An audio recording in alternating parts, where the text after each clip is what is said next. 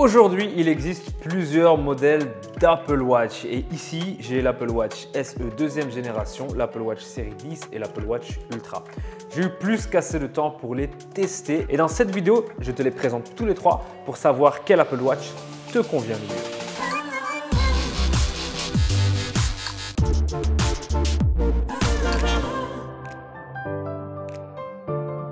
Et commençons immédiatement par l'Apple Watch SE. Alors, c'est l'Apple Watch entrée de gamme d'Apple, mais personnellement, pour moi, c'est tout simplement une montre connectée haut de gamme. Elle sait faire tout ce que tu peux attendre d'une montre connectée.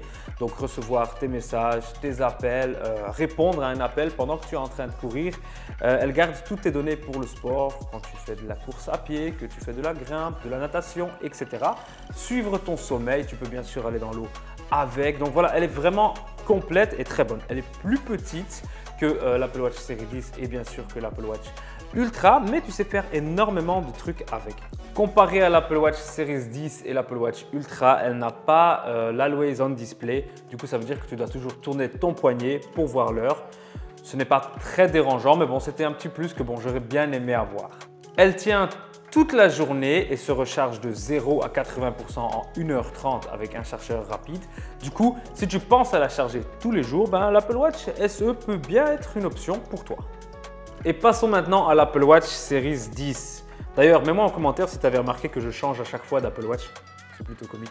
L'Apple Watch Series 10 est plus grande, tu peux l'avoir en 42 ou 46 mm, soit plus grand que l'Apple Watch SE deuxième génération. L'écran est aussi plus lumineux, 2 fois plus lumineux, jusqu'à 2000 nits, soit le double de l'Apple Watch SE deuxième génération.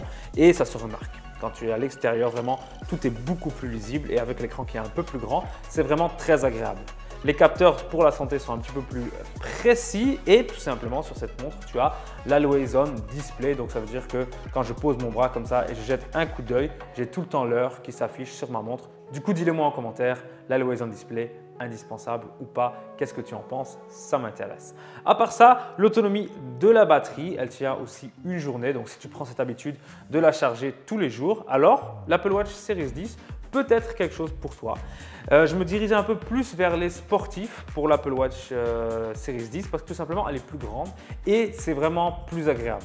Quand tu pars courir avec et que tu regardes sur ta montre, tout simplement tu vibres par toi-même quand tu cours, tu es en mouvement et le fait que l'écran est plus grand est vraiment plus agréable. Quand tu réponds à des appels ou quand tu veux lire un message, c'est plus facile.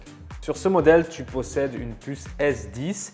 Sur l'Apple Watch SE deuxième génération, tu avais la S9. Du coup, sur ce modèle, les applications s'ouvriront un petit peu plus rapidement. L'Apple Watch est un petit peu plus fluide.